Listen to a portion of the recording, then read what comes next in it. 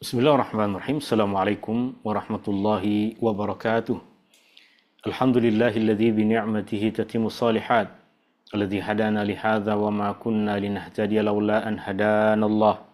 Asyhadu an la ilaha illallah wahdahu la syarika lah wa asyhadu anna Muhammadan abduhu wa rasuluh. Allahumma salli ala Muhammad wa ala ali Muhammad kama sallaita ala ali Ibrahim innaka Hamidum Majid. Allahumma barik ala Muhammad wa ala ali Muhammad kama barakta ala ali Ibrahim innaka Hamidum Majid. Subhanaka la ilma lana illa ma 'allamtana innaka antas samiul alim. Allahumma inna nas'aluka ilman nafi'a wa rizqan tayyiba wa 'amalan mutaqabbala ya Allah ya Rahmanu ya Rahim. Ya Allah, berikanlah kepada kami ilmu yang bermanfaat. Ya Allah, berikanlah kepada kami rizki yang halal dan baik. Ya Allah, kurniakanlah kepada kami amal ibadah yang kau terima.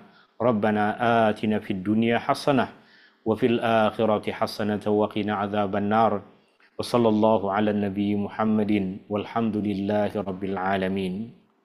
Tuan-tuan, puan-puan, hadirin yang dirahmati Allah Subhanahu wa taala. Ini adalah perjumpaan kita yang ke-6 dalam ayat dan hikmah surah An-Nur, di mana dalam majlis ilmu ini yang menjadi rujukan utama kita adalah tafsir yang disusun oleh Imam Ibnu Katsir rahimahullahu ta'ala. Saya telah pun kongsikan kepada tuan-tuan nota tafsir Ibnu Katsir, atau tepatnya terjemahan dari ringkasan tafsir Ibnu Katsir. Tuan-tuan dan puan-puan boleh gunakan nota tafsir itu sebagai rujukan utama di dalam majlis ilmu ini. Dan di dalam majlis ilmu ini seperti biasa ianya terbuka kepada apa-apa soalan. Jika tuan-tuan dan puan-puan ada soalan, ada kemusykilan berkaitan dengan apa yang tengah kita kupas, apa yang tengah kita pelajari, tuan-tuan dan puan-puan boleh tulis soalan di dalam chatroom yang ada di dalam Zoom meeting ini, atau tuan-tuan dan puan-puan juga boleh terus buka mikrofon untuk bertanya soalan yang berkaitan dengan apa yang tengah kita kupas. Apa yang kita akan pelajari dalam majlis ilmu kita di petang hari ini adalah ayat yang ke-11 sehingga ayat yang ke-18 dari surah An-Nur. Banyak ayat yang kita akan kupas dalam majlis ilmu kita di petang hari ini. Surah An-Nur seperti yang telah kita pelajari masuk dalam himpunan surah-surah Madaniyah, surah yang diturunkan di Madinah selepas Rasulullah SAW hijrah ke Madinah. Dan surah ini tidak diturunkan dalam satu masa, tapi ia diturunkan berkaitan dengan beberapa peristiwa yang terjadi pada masa Rasulullah SAW. Dalam mushaf Al-Quran, surah An-Nur boleh kita jumpai pada susunan yang ke-24. Tema utama dari surah yang mulia ini adalah agama yang Allah turunkan kepada kita adalah cahaya yang menerangi diri kita, ahli keluarga kita, dan masyarakat kita. Isi kandungan utama dari surah An-Nur ada dua. Yang pertama, Allah menyuruh kita untuk menjauhkan diri dari perbuatan-perbuatan yang keji. Dan yang kedua adalah adab-adab, akhlak-akhlak yang Allah Subhanahu wa taala sebutkan di dalam surah ini untuk membimbing kita agar membina satu masyarakat yang bersesuaian dengan apa yang Allah Subhanahu wa taala kehendaki. Ini ayat-ayat yang kita akan kupas, ayat-ayat yang kita akan pelajari. Banyak ayat-ayat ini dan sedikit demi sedikit kita akan pelajari. Dan apa yang kita harapkan di akhir pertemuan nanti adalah 3 perkara. Yang pertama, kita mengetahui makna yang terkandung di dalam ayat ini. Apa perkataan yang disebutkan dalam ayat ini, lafaz yang disebutkan dalam ayat ini, kita memahami maknanya, kita memahami maksudnya. Yang kedua adalah kita memahami perkara-perkara yang disampaikan oleh Imam Ibnu Katsir berkaitan dengan ayat-ayat tersebut. Dan yang ketiga, yang paling penting adalah bagaimana kita mengambil pengajaran yang berkaitan dengan realiti kehidupan kita.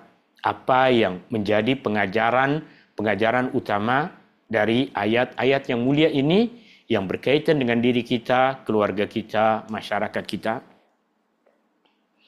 Al-Imam Ibnu Katsir rahimahullahu taala rahmatan wasi'ah, beliau mengatakan ke-10 ayat ini semuanya diturunkan berkaitan dengan Ummul Mukminin Aisyah radhiyallahu anha, istri Rasulullah sallallahu alaihi wasallam, ketika beliau dituduh oleh golongan orang-orang munafik dengan fitnah dan dusta yang nyata. Satu rekaan jahat di mana Allah Subhanahu wa taala menjaga kehormatan Aisyah, menjaga kehormatan Ummul Mukminin dan juga memelihara kehormatan Nabi sallallahu alaihi wasallam. Al-Imam Ibnu Katsir sebutkan 10 ayat ini. Tapi apa yang kita kupas di majlis ilmu ini baru 8 ayat sahaja. Nanti 2 ayat selepasnya kita akan pelajari insya-Allah dalam majlis ilmu yang akan datang. Allah menurunkan ayat pembelaan terhadap Aisyah sebagai pemeliharaan, penjagaan terhadap marwah Rasulullah sallallahu alaihi wasallam. Dalam ayat-ayat sebelum ini kita telah mempelajari tentang dosa besar melemparkan tuduhan berzina ke atas orang lain. Terlebih lagi jika tuduhan ini ditimpakan kepada ahli keluarga Rasulullah sallallahu alaihi wasallam. Dan itu yang terjadi berkaitan dengan ayat-ayat yang kita akan kupas ini. Allah Subhanahu wa taala berfirman pada ayat yang ke-11, A'udzu billahi minasyaitonir rajim. Innal ladzina ja'u bil ifki usbatum minkum. Sesungguhnya orang-orang yang membawa berita dusta, orang-orang yang membawa berita bohong itu adalah sekumpulan dari kalangan kamu. Dalam masyarakat Islam pada masa Rasulullah sallallahu alaihi wasallam hidup di Madinah, ada sekumpulan orang-orang munafik. Ada juga sebahagian dari umat Islam yang mereka mudah untuk terbawa arus. Jika orang menyebarkan berita baik, mereka akan ikut sebarkan berita baik. Jika mereka mendengar berita buruk, mereka akan sebarkan perkara yang buruk. Sama seperti kebanyakan orang pada masa kita. Mereka orang-orang yang beriman tapi mudah untuk terbawa arus. Apa yang ada dalam media sosial, semua nak dikongsikan. Dan itu berkaitan dengan realiti yang telah terjadi pada masa Rasulullah sallallahu alaihi wasallam. Orang-orang yang membawa berita bohong tersebut, berita dusta itu adalah sekumpulan dari kalangan kamu. Itu orang-orang yang beriman dan utamanya adalah orang-orang munafik. Al-Imam Ibnu Katsir mengatakan maksudnya adalah mereka bukan 1 atau 2 orang, bukan 1 atau 2 orang yang menyebarkan, tapi satu kumpulan ketua pemimpin yang menyebarkan fitnah ini, yang menyebarkan tuduhan palsu ini adalah pemimpin kepada golongan orang-orang munafik, yaitu Abdullah bin Ubay ibnu Salul, pemimpin kepada golongan orang-orang munafik yang mengumpulkan berita tentang perkara ini, menyebarkannya sehingga berita tersebut masuk ke dalam fikiran sebahagian orang-orang Islam. Dan sebahagian dari mereka mendengar berita itu mula cerita kepada orang lain. Sebab mereka merasa bahwa saya bukan mereka berita ini, memang berita ini dah tersebar, saya hanya kongsikan satu maklumat yang memang orang lain dah tahu. Mereka memperkatakan perkara tersebut. Bahkan kerana berita tersebut dah mula tersebar, sebahagian orang mula percaya dengan tuduhan palsu itu. Sebagian orang mula percaya dengan berita bohong itu. Perkara ini berlarutan sehingga hampir sebulan hinggalah Allah Subhanahu wa taala menurunkan ayat-ayat yang tengah kita kupas ini. Dan kisah ini kisah tentang tersebarnya berita dusta yang dipelopori oleh golongan orang-orang munafik, di mana sebahagian orang-orang Islam terbawa-bawa dengan berita tersebut. Mereka ikut arus berita tersebut, menyebarkannya sehingga sebahagian dari mereka percaya bahawa benda tersebut benar-benar terjadi. Padahal nyata, jelas, terang bahawa ia adalah tuduhan yang palsu. Perkara-perkara ini banyak disebutkan di dalam riwayat-riwayat yang sahih. Dan apa yang saya akan kongsikan hanya sebahagian ringkasan, nama pun ringkasan tafsir Ibnu Katsir, yang tentunya dalam riwayat-riwayat hadis akan lebih memberikan perincian pada kisah-kisah ini. Tapi apa yang mahu kita sebutkan hanya perkara-perkara ringkas yang kita boleh memahami maksud di sebalik kisah tersebut, masuk di sebalik tuduhan palsu tersebut, dan pengajaran-pengajaran yang boleh kita ambil darinya. Di antara apa yang disebutkan oleh Imam Ibnu Katsir rahimahullahu taala adalah apa yang diriwayatkan oleh Al-Imam Ahmad rahimahullah. Beliau meriwayatkan daripada Abdul Razzaq, daripada Ma'mar, daripada Az-Zuhri, di mana Zuhri mendengar berita ini dari ramai tokoh tabi'in, dari anak cucu kepada para sahabat Nabi SAW. Zuhri mengatakan, telah mengkhabarkan kepadaku Sa'id bin Al-Musayyib, cucu kepada sahabat Nabi SAW, Urwah bin Az-Zubair, anak kepada sahabat Nabi SAW, Alqamah bin Waqqas dan Ubaidullah bin Abdullah bin Utbah bin Mas'ud, anak cucu kepada para sahabat Nabi SAW ini menceritakan tentang kisah Aisyah, istri Nabi SAW, ketika beliau dituduh oleh golongan orang-orang yang menyebarkan fitnah. Lalu Allah Subhanahu wa taala menangkis fitnah tersebut. Allah bersihkan nama istri Nabi SAW dari tuduhan orang-orang munafik yang beritanya juga terbawa-bawa dan disebarkan oleh orang-orang yang beriman. Mereka meriwayatkan, para cucu anak kepada para sahabat ini meriwayatkan bahwa Aisyah berkata, Rasulullah SAW apabila baginda mahu keluar untuk bermusafir, baginda akan membuat undian di kalangan istri-istrinya. Siapa yang terpilih maka akan ikut dalam perjalanan bermusafir bersama dengan Rasulullah SAW. Rasulullah mahu menunjukkan sifat keadilan kepada para istrinya.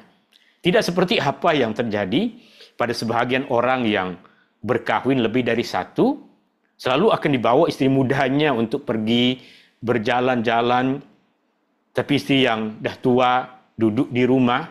Rasulullah SAW tidak bersikap seperti itu. Rasulullah SAW bersikap adil. Di antara cara yang dicontohkan oleh Rasulullah SAW adalah Rasulullah SAW akan membuat undian.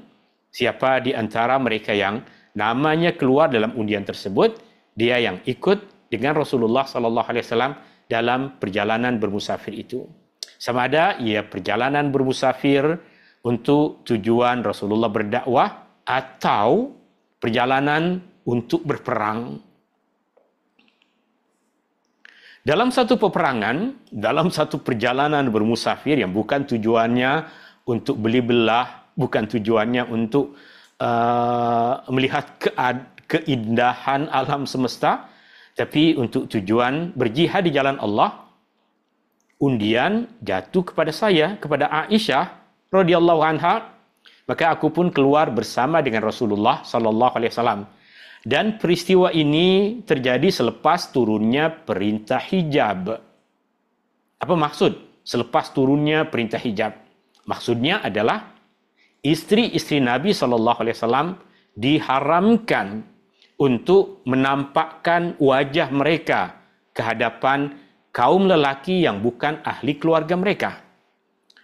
Maka perkara tersebut, peristiwa ini terjadi selepas diturunkannya ayat hijab. Saya dibawa dalam tandu dan turun daripadanya. Saya dibawa di dalam tandu. Apa maksud saya dibawa di dalam tandu? Tandu yang dimaksud, yang di dalam bahasa Arab dinamakan al-haudaj. Maksudnya adalah kaum perempuan dahulu ketika mereka bermusafir, mereka akan diletakkan di atas tandu. Tandu tersebut akan diletakkan di atas unta dan diikatkan pada unta tersebut agar kaum perempuan selesa dalam perjalanan bermusafir. Terlebih lagi, ini istri Rasulullah SAW yang Allah telah wajibkan ke atasnya untuk tidak memperlihatkan wajah kepada mana-mana lelaki yang bukan ahli keluarga. Maka selesa dalam perjalanan seperti ini, perjalanan di atas ketika melalui tempat yang panas akan terlindung dengan tenda tersebut, dengan haudaj tersebut. Dan selalunya ketika mereka tengah berehat dalam perjalanan, mereka berhenti di satu tempat untuk rehat, maka tandu ini, tenda ini, haudaj ini yang letak di atas unta akan dibuka ikatannya dan diturunkan ke bawah. Ada beberapa orang yang akan angkat tenda tersebut, tandu tersebut dan akan diletakkan di tanah agar unta boleh makan, boleh minum, boleh rehat. Ini perkara yang berkaitan dengan haudaj. Ini bukan gambar haudaj yang digunakan oleh Aisyah, tapi ini setakat gambaran untuk kita faham bahawa bagaimana situasi keadaan pada ketika itu. Setelah selesai peperangan dan mereka dalam perjalanan balik pulang ke Madinah. Dan kami hampir tiba di Madinah. Maksud kami hampir tiba di Madinah adalah kami berada di tempat rehat yang terakhir. Stesen rehat yang terakhir sebelum masuk ke kawasan Madinah. Artinya beberapa masa lagi sebelum masuk ke Madinah, mereka rehat di satu tempat. Setelah selesai peperangan dan kami hampir tiba di Madinah, Rasulullah SAW kemudian mengumumkan untuk berangkat pada waktu malam. Rasulullah SAW mengumumkan untuk kita balik ke Madinah pada waktu malam, sehingga ketika masuk ke Madinah, kita dah masuk pada waktu siang hari. Malam itu, kata Aisyah, saya pun keluar untuk menunaikan hajat. Perut tak berapa sihat, perut tengah nak buang hajat. Dan apabila mahu kembali, ketika lepas buang hajat, Aisyah nak kembali ke tempat di mana Rasulullah dan para sahabat berehat dengan kenderaan mereka. Saya dapati kalung saya yang terbuat dari batu zafar telah terputus. Maka Aisyah patah balik ke tempat di mana dia buang hajat. Dia buang hajat, kemudian ketika nak balik ke tempat Rasulullah dan para sahabat berehat, dia nampak kalung dia hilang. Maka dia patah balik ke tempat dia buang hajat dan terlepas. Kenapa Aisyah radhiyallahu anha boleh terlepas rombongan tersebut? Aisyah menceritakan bahawa sementara itu rombongan yang mengangkat tandu saya, ketika Aisyah menceritakannya, mereka menyangka bahawa saya berada di dalamnya sebab tandu macam tadi tertutup. Dan para sahabat memang diharamkan untuk melihat ke dalam. Tak boleh para sahabat yang bukan ahli keluarga kepada Aisyah untuk melihat wajah Aisyah. Sebab Allah telah haramkan perkara itu di dalam Al-Quran. Lalu mereka mengangkat tandu tersebut, haudaj tersebut ke atas unta dan berangkat. Aisyah menyebutkan alasannya kenapa. Ketika itu, kaum perempuan, wanita-wanita masih ringan tubuhnya. Pada masa itu, kaum perempuan ringan tubuh badan mereka. Tidak berat dan tidak berisi seperti keadaan kaum perempuan pada masa sekarang. Aisyah mengatakan, kami hanya makan sedikit. Kami hanya makan sedikit makanan. Maka mereka tidak merasa pelik dengan tandu yang ringan itu ketika mereka angkat untuk letakkan dan ikat kembali pada unta. Dan saya masa itu, kata Aisyah, masih muda. Setelah saya menjumpai kalung saya yang hilang dan kembali ke tempat rombongan, mereka dah tiada. Rombongan tersebut di malam hari, ini terjadi peristiwanya di malam hari, mereka dah berangkat. Maka Aisyah mengatakan, aku menyangka dalam perjalanan itu mereka akan sedar bahawa aku tiada dan mereka akan patah balik kembali mencariku. Maka aku pun duduk di tempat tersebut, tidak pergi ke mana-mana, ke tempat di mana Rasulullah SAW tadi rehat, dan Aisyah pun tertidur. Ketika Aisyah tengah tertidur, seorang sahabat yang bernama Safwan bin Al-Mu'attal As-Sulami datang dari belakang, maknanya dia pun tertinggal dari rombongan tersebut dan melihat bayangan tubuh seorang manusia yang tengah tertidur, yaitu Aisyah. Dan ketika melihat wajah Aisyah, Safwan bin Al-Mu'attal kenal ini adalah Aisyah, istri Rasulullah sallallahu alaihi wasallam. Macam mana dia boleh kenal? Sebab sebelum Allah turunkan ayat yang mewajibkan kepada istri Rasulullah sallallahu alaihi wasallam untuk menutup diri mereka dari pandangan orang lain, Safwan bin Al-Mu'attal pernah melihat wajah istri Rasulullah sallallahu alaihi wasallam. Beliau mengenali saya, kata Aisyah, kerana pernah melihat saya sebelum hijab diwajibkan. Saya terjaga apabila Safwan mengucapkan Inna lillahi wa inna ilaihi raji'un. Terkejut Safwan bin Mu'attal dan Aisyah pun terkejut. Lalu mendengar ucapan Inna lillahi wa inna ilaihi raji'un, Aisyah segera menutup wajahnya dengan kain, dengan jilbab, dengan pakaian yang dia pakai. Demi Allah, kata Aisyah, beliau tidak mengucapkan perkataan apapun. Dia tidak mengatakan, Puan, kenapa tertinggal? Ummul Mukminin Aisyah, kenapa engkau duduk di sini? Dia tidak mengucapkan perkataan apapun selain ucapan istirja. Itu ucapan, Inna lillahi wa inna ilaihi raji'un. Beliau kemudian menundukkan untanya, seakan-akan mempersilahkan agar Ummul Mukminin naik ke atas unta tersebut. Lalu Safwan bin Al-Mu'attal mula memimpin unta tersebut berjalan membawa Ummul Mukminin naik di atas unta untuk pergi pulang ke Madinah. Beliau memimpin unta tersebut sehingga kami tiba di pasukan ketika mereka tengah berehat di waktu tengah hari. Jadi perjalanannya dari malam hari dan sampai kepada pasukan di mana Rasulullah sallallahu alaihi wasallam ada dalam pasukan tersebut tengah hari, siang, semua orang boleh nampak. Maka berlakulah fitnah yang menyebabkan ramai binasa. Berlakulah fitnah. Mula orang-orang munafik menjadikan peristiwa tersebut untuk menyebarkan tuduhan palsu kepada istri Rasulullah sallallahu alaihi wasallam. Dan ketua kepada fitnah, kepada berita palsu ini adalah tokoh pemimpin kaum munafik, yaitu Abdullah bin Ubay ibnu Salul. Allah Subhanahu wa taala berfirman, Innal ladzina ja'u bil ifki usbatum minkum. Sesungguhnya orang-orang yang membawa berita dusta, berita bohong, itu adalah sekumpulan dari kalangan kamu, yakni mereka membawa berita dusta, berita yang mereka reka, bukan sesuatu yang terjadi dalam dunia nyata. La tahsabuhu syarran lakum, bal huwa khairul lakum. Janganlah kamu, wahai orang-orang yang beriman, janganlah kamu, wahai Aisyah, janganlah kamu, wahai keluarga Abu Bakar. Kenapa keluarga Abu Bakar? Sebab Aisyah adalah anak kepada Abu Bakar. Janganlah kamu mengira bahawa berita palsu itu, berita bohong itu, berita dusta itu adalah buruk bagi kamu. Bahkan ia adalah baik bagi kamu.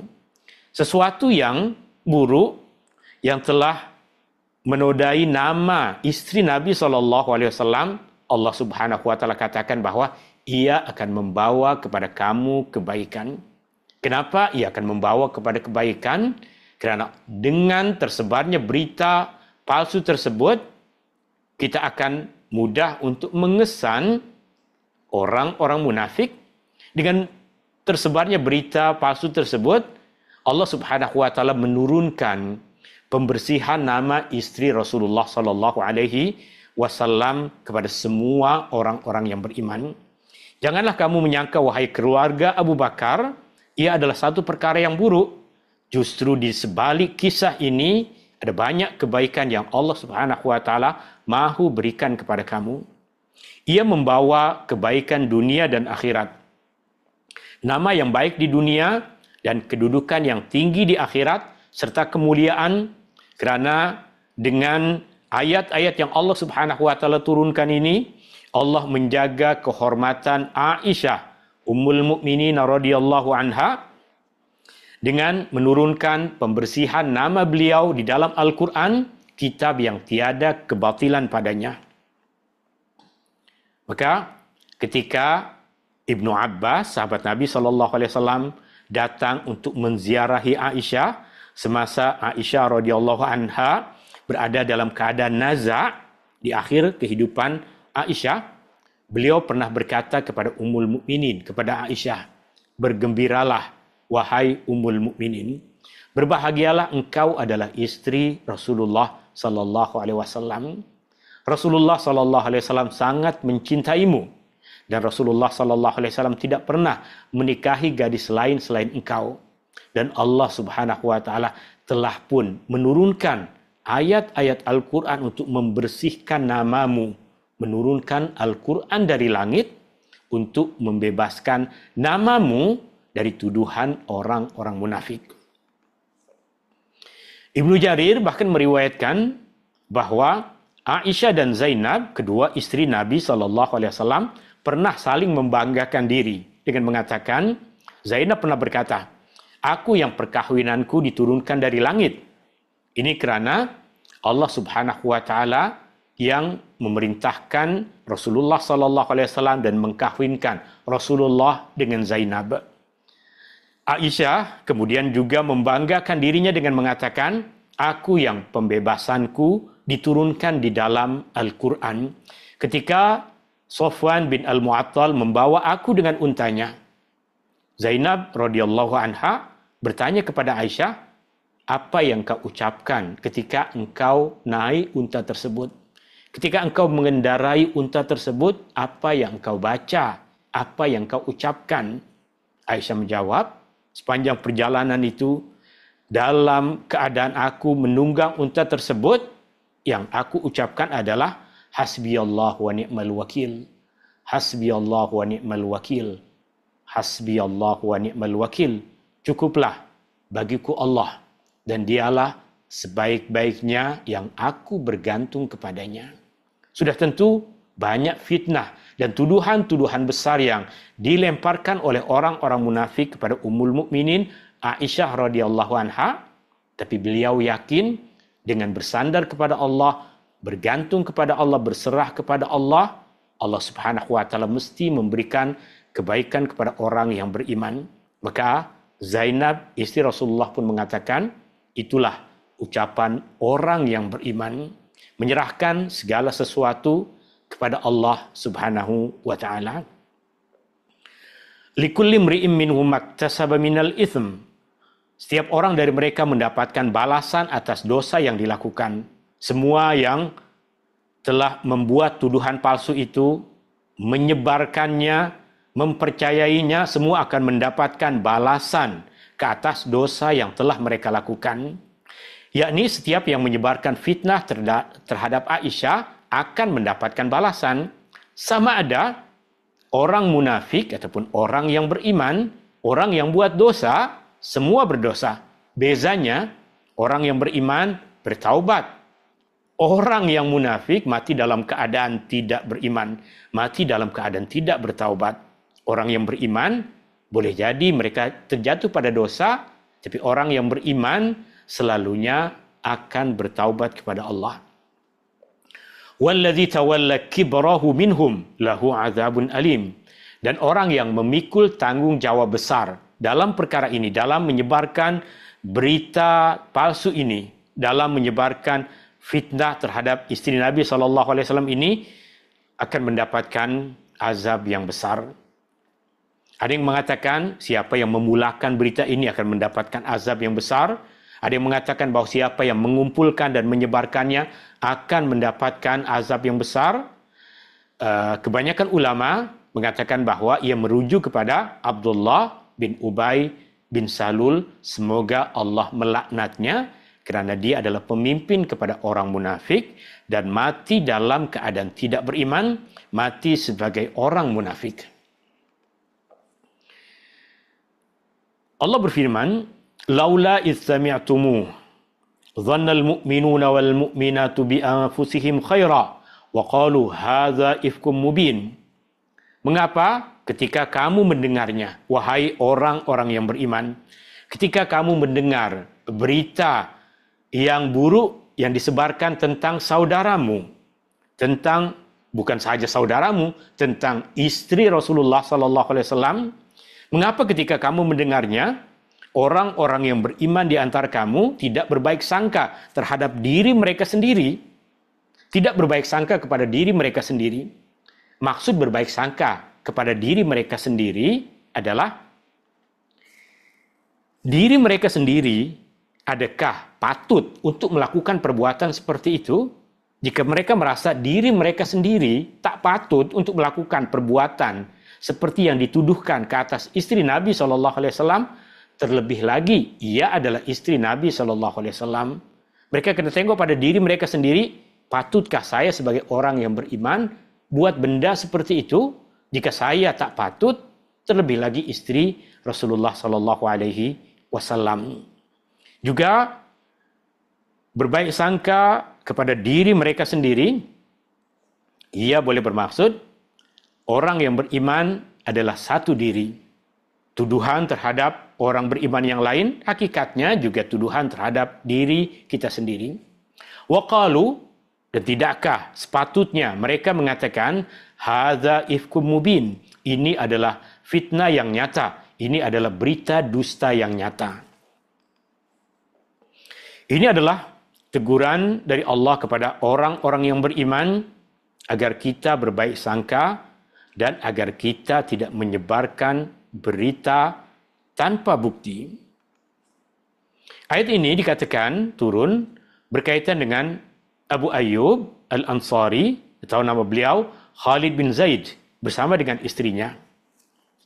Istrinya pernah bertanya kepada Abu Ayyub, wahai Abu Ayyub, tidakkah engkau dengar apa yang orang kata tentang Aisyah? Beliau menjawab, ya, dan itu adalah dusta. Abu Ayyub terus mengatakan, iya, aku dengar berita itu dan aku tahu itu adalah dusta. Maka kemudian dia bertanya kepada istrinya, adakah engkau sudi melakukan perbuatan seperti yang dituduhkan oleh orang-orang munafik kepada Aisyah? Adakah engkau sudi melakukan perbuatan seperti itu, wahai Ummu Ayyub, wahai istriku? Istrinya menjawab, tidak, demi Allah, aku tak sudi melakukan perbuatan itu. Beliau berkata, sungguh Aisyah lebih baik darimu. Orang-orang munafik telah menjatuhkan tuduhan bahwa Aisyah telah berbuat curang, telah berzina dengan Safwan bin Al-Mu'attal. Waqalu, dan sepatutnya mereka mengatakan, hadza, ini adalah ifkun, berita dusta, mubin yang nyata. Kenapa Allah mengatakan ia sebagai sesuatu yang nyata, berita dusta yang nyata? Kerana kedatangan Aisyah bersama dengan Safwan bin Al-Mu'attal disaksikan oleh semua orang ramai tanpa mereka menutup apapun.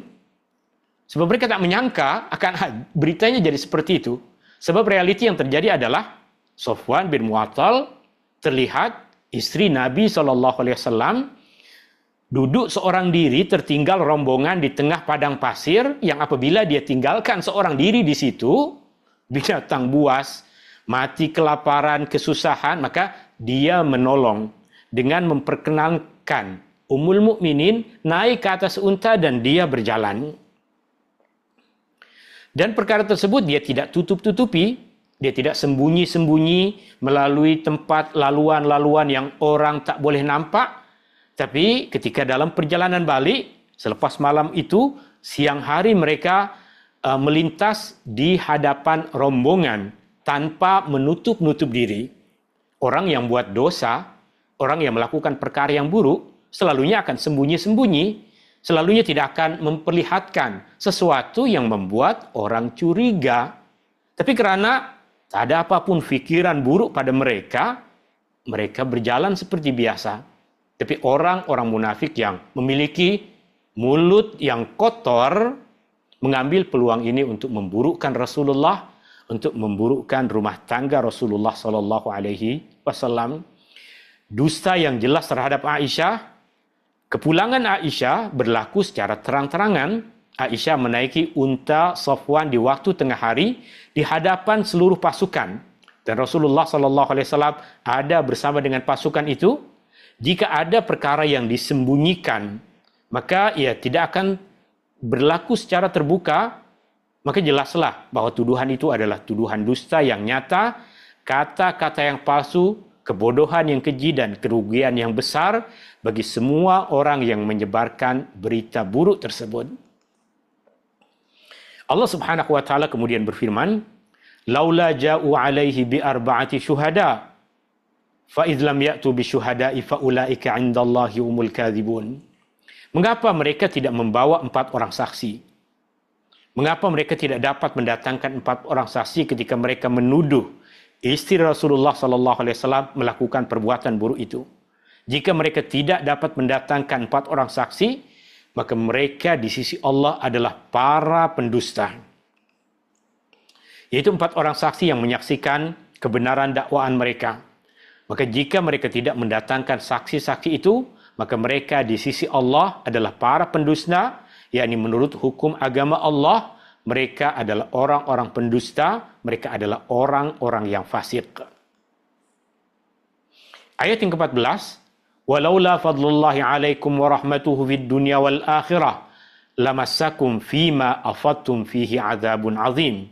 Dan jika bukan kerana kurnia dan rahmat Allah kepada kamu di dunia dan di akhirat, niscaya kamu akan ditimpa azab yang besar kerana berita tersebut yang kamu sebarkan tentang perkara itu. Jika bukan kerana rahmat Allah, sudah tentu kamu semua akan diazab oleh Allah. Tapi kerana besarnya rahmat Allah, Allah memberikan ampunan kepada orang-orang yang beriman. Tapi hukuman akhirat, tetap Allah akan timpakan kepada golongan orang-orang munafik. Kerana mereka mati dalam keadaan tidak beriman, mereka mati dalam keadaan tidak bertaubat. Ayat ini tentunya merujuk kepada para sahabat yang beriman yang terbawa dengan arus. Mereka menyebarkan berita itu. Di antara sahabat yang terbawa arus buruk, menyebarkan berita itu, seperti yang disebutkan oleh Imam Ibn Katsir adalah Mistah, Hassan bin Thabit radhiyallahu an, Hamnah binti Jahsh. Mereka para sahabat Nabi SAW, tapi kerana berita itu tersebar, mereka terbawa dengan arus itu. Mereka pun ikut bercerita tentang perkara itu. Ayat ini yang menunjukkan bahawa Allah memiliki rahmat yang luas. Allah boleh memberikan ampunan kepada mereka kerana para sahabat ini sedar akan kesilapan mereka. Para sahabat ini meminta maaf kepada Aisyah. Para sahabat ini meminta ampun kepada Allah Subhanahu wa taala. Adapun golongan munafik seperti Abdullah bin Ubay dan seumpamanya, mereka tidak termasuk dalam ayat ini. Mereka tidak akan mendapatkan rahmat Allah kerana tiada keimanan, tiada amal kebaikan yang mereka lakukan. إِذْ تَلَقَّوْنَهُ بِأَلْسِنَتِكُمْ وَتَقُولُونَ بِأَفْوَاهِكُمْ مَا لَيْسَ لَكُمْ بِهِ عِلْمٌ وَتَحْسَبُونَهُ هَيِّنًا وَهُوَ عِندَ اللَّهِ عَظِيمٌ.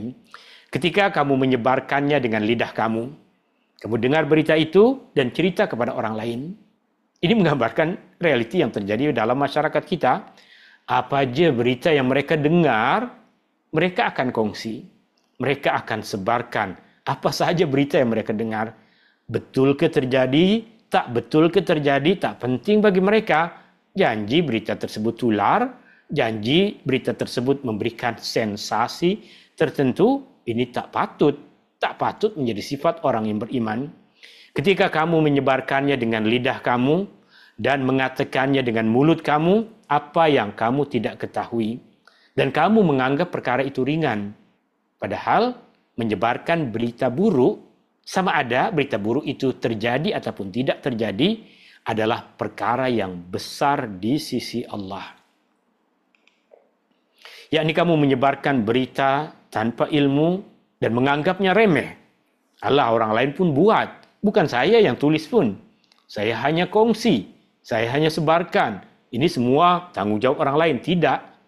Semua tangan-tangan yang menyebarkan apa-apa berita buruk, tangan-tangan tersebut akan dihisab di akhirat nanti. Jika kita tidak bertaubat di dunia daripada menyebarkan apa sahaja berita yang buruk.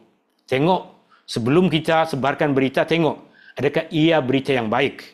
Apa contoh berita yang baik? Contoh berita yang baik, ada seorang pelajar tingkatan 4 berhasil menghafal Al-Quran dalam tempoh masa 1 bulan. Berita baik, sebarkan.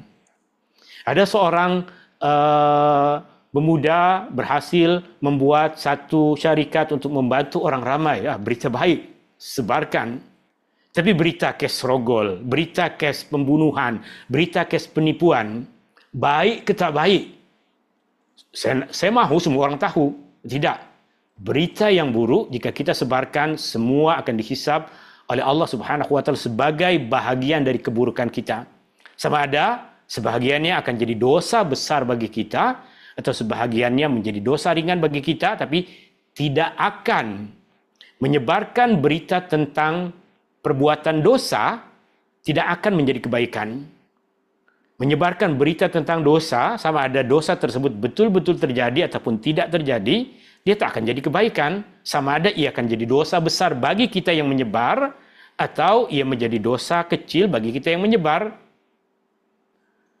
وَتَحْسَبُونَهُ حَيِّنًا وَهُوَ عِندَ اللَّهِ عَظِيمٌ.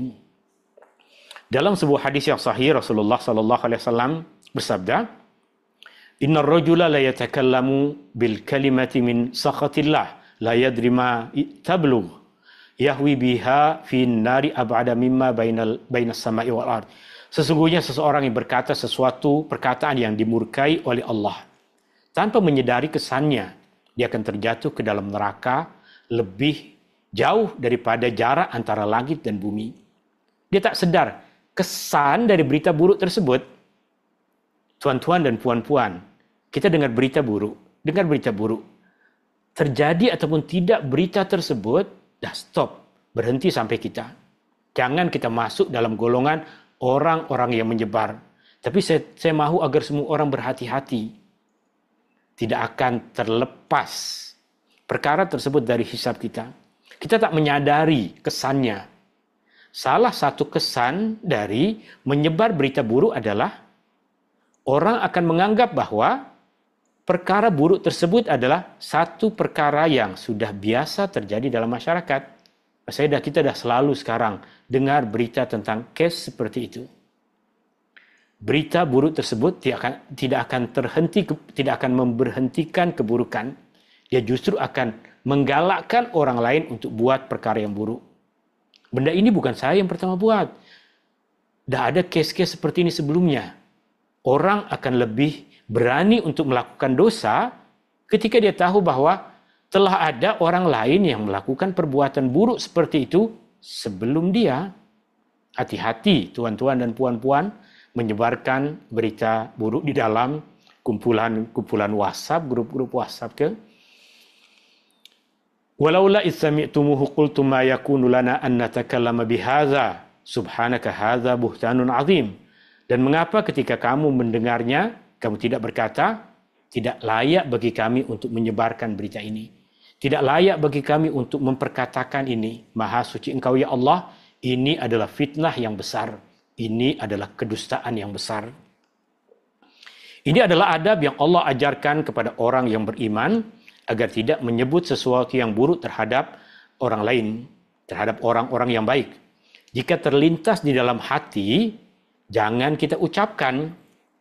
Jika berita itu sampai kepada kita dan mempengaruhi hati kita, jangan sebarkan. Kenapa Rasulullah SAW bersabda, sesungguhnya Allah memaafkan umatku terhadap apa yang terlintas dalam hati kita, selagi mereka tidak mengucapkannya, selagi mereka tidak bertindak. Jika perkataan itu, berita yang sampai kepada kita, memang membuat kita berburuk sangka, jangan sebut, jangan ucap. Jika kita dah sebut, malaikat akan tulis sebagai satu perbuatan buruk yang kita lakukan. Jika kita dah bertindak, sebarkan berita, malaikat dah mesti menulis itu sebagai satu perbuatan buruk yang kita lakukan. Tidak akan orang yang menyebarkan berita tentang jenayah, dosa, keburukan, tidak akan ditulis sebagai satu perkara yang baik. Lalu bagaimana dengan para wartawan yang tugas mereka menyebarkan berita buruk?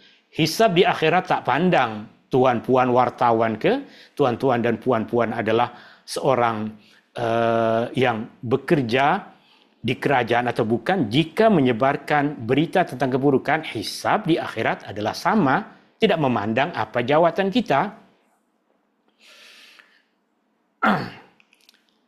Ya'idzukumullahu an ta'udu limithlihi abada. Allah memperingatkan kamu agar tidak mengulangi perbuatan seperti itu selama-lamanya, menyebarkan berita dosa, menyebarkan berita yang buruk. Yani Allah melarang kamu daripada mengulangi perbuatan seperti itu. Kerana itu Allah berfirman, in kuntum mu'minin, jika kamu benar-benar beriman, apapun status sosial kamu, apapun jawatan kamu, jika betul beriman, berhenti menyebarkan berita-berita yang buruk yang terjadi dalam masyarakat Islam. Cukuplah berita tersebut diketahui oleh orang-orang yang layak untuk membuat keputusan. Berikan laporan kepada polis, berikan laporan kepada orang-orang yang bertanggung jawab agar menyelesaikan kes tersebut. Selesaikanlah kes tersebut dengan betul. Adapun kita jangan ikut di dalam proses tersebut sehingga memperkeruh berita tersebut dari perkara yang sepatutnya tidak terjadi menjadi sesuatu yang disangkakan oleh orang lain benar-benar terjadi. Yakni jika kamu beriman kepada Allah dan syariatnya serta memuliakan Rasulullah, adapun sesiapa yang memiliki sifat kufur, maka keadaannya tentu lain. Jika tidak beriman, nak sebarkan apapun, sebarkanlah. Memang orang tak beriman pun. Yubayyinullahu lakumul ayati wallahu alimun hakim. Ayat terakhir, Allah menjelaskan kepada kamu ayat-ayat Al-Quran dan Allah Maha mengetahui lagi Maha bijaksana. Allah menerangkan kepada kamu hukum hakam syarak, hukum hakam agama dengan ketetapan takdir, dan Dia Maha mengetahui apa yang sesuai untuk hamba-hambanya. Allah Maha bijaksana dalam syariat dan pada apa yang Dia tetapkan. Ini yang boleh saya kongsikan dalam majlis ilmu kita di petang hari ini. Dan 3 pengajaran utama. Yang pertama, setiap orang yang menyebarkan berita buruk, terlebih lagi ia adalah fitnah, menuduh orang melakukan sesuatu, mesti akan mendapatkan balasan yang setimpal. Jika tidak bertaubat di dunia, akhirat dah menunggu. Yang kedua, ujian berat boleh membawa kepada kebaikan dunia dan akhirat. Jika Allah menguji kita dengan satu kesusahan, Allah akan berikan kebaikan kepada kita di dunia dan di akhirat. Yang ketiga, kita orang yang beriman, tuan-tuan dan puan-puan, perlu berbaik sangka dan menolak apa-apa berita tanpa bukti. Syukran, hadani Allah wa iyyakum ajmain. Dan pesan terakhir, tuan-tuan dan puan-puan dah mengaji hari ini. Jika sudah, alhamdulillah. Jika ada sesiapa yang perlukan bantuan guru untuk tuan, puan, anak, cucu belajar mengaji, sila tuan-tuan dan puan-puan hubungi nombor ini untuk mendapatkan bantuan guru yang layak untuk mengajar Al-Quran. Syukran. Hadani Allah wa iyyakum ajma'in. Subhanakallahumma wa bihamdika. Ada soalan. Orang yang menyebar berita buruk kena minta ampun dari Allah dan dari orang yang berkenan. Betul? Meminta ampun kepada Allah wajib. Meminta ampun kepada orang yang berkenaan untuk menyelesaikan kes tersebut. Jika tidak, di akhirat akan dituntut oleh orang itu sebab telah menyebarkan berita buruk tentangnya. Maka sekarang tangan kena hati-hati. Tangan kena hati-hati sebab mudah sangat masuk berita terus kongsikan dalam grup. Tangan itu akan dimintai pertanggungjawaban di akhirat nanti. Wallahu ta'ala a'la wa a'lam. Hadani Allah wa iyyakum ajma'in. Subhanakallahumma. Ada soalan yang kedua. Bagaimana pula jika kita berkongsi perihal yang tak pasti tapi bertujuan untuk memberikan amaran, peringatan pada yang lain? Sesuatu yang tak pasti boleh membawa kepada kesusahan. Tapi jika ada perkara yang boleh membuat orang berjaga-jaga tanpa tanpa melampau. Sebagai contoh misalnya sekarang dah mula masuk musim hujan, maka kena hati-hati untuk keluar rumah, tengok tayar kereta ke, dah licin ke macam mana, tengok rumah lagi, nanti ada ular masuk. Berita-berita yang boleh membuat orang agar lebih berhati-hati, itu perlu kita sebarkan, tapi jangan melampau, jangan sampai orang bimbang akan keselamatan mereka sehingga mereka tak keluar rumah, mereka takut dan lain sebagainya.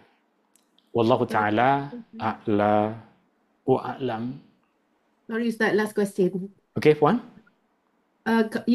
Sekarang ni kan macam dekat social media, especially dalam Instagram dan TikTok macam tu, ada banyak yang beri pasal news pasal Palestin kan. Ya. And kita digalakkan untuk share, untuk bagi exposure tentang apa yang Israel tengah lakukan pada Palestin. Betul? Itu masuk dalam kategori menyebarkan berita yang buruk macam yang Ustaz explain ni ke macam mana? Okey.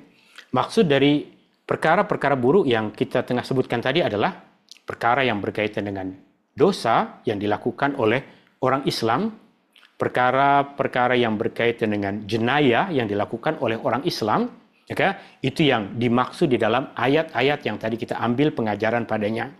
Adapun ketika ada orang bukan Islam melakukan pencerobohan terhadap negeri Islam, adapun ketika ada saudara kita yang tengah kesusahan, adapun jika ada saudara kita yang tengah terkena musibah, lalu kita sebarkan berita tersebut dengan tujuan untuk kita tahu apa tanggungjawab kita kepada saudara-saudara kita sesama orang yang beriman, maka ia tidak masuk dalam menyebarkan dosa, bukan masuk dalam menyebarkan berita-berita buruk. Berita buruk yang tadi kita maksud adalah dosa-dosa, perkara-perkara jenayah yang dilakukan oleh orang-orang Islam yang tujuan menyebarkan berita tersebut boleh jadi tujuannya baik, tapi kesan buruknya adalah lebih besar. Itu yang kita bimbangkan, itu yang ayat-ayat ini dan lebih lagi ayat yang selepas ini nanti dalam pertemuan yang akan datang akan lebih tegas menjelaskan tentang isu ini. Wallahu ta'ala a'la wa a'lam. Syukran. Hadanallah wa iyyakum ajmain. Subhanakallahumma wa bihamdika asyhadu an la ilaha illa ant astaghfiruka wa atubu ilaik. Syukran. Assalamualaikum warahmatullahi wabarakatuh. Waalaikumsalam warahmatullahi wabarakatuh. Terima kasih Ustaz. Syukran. Jazakumullah khairan.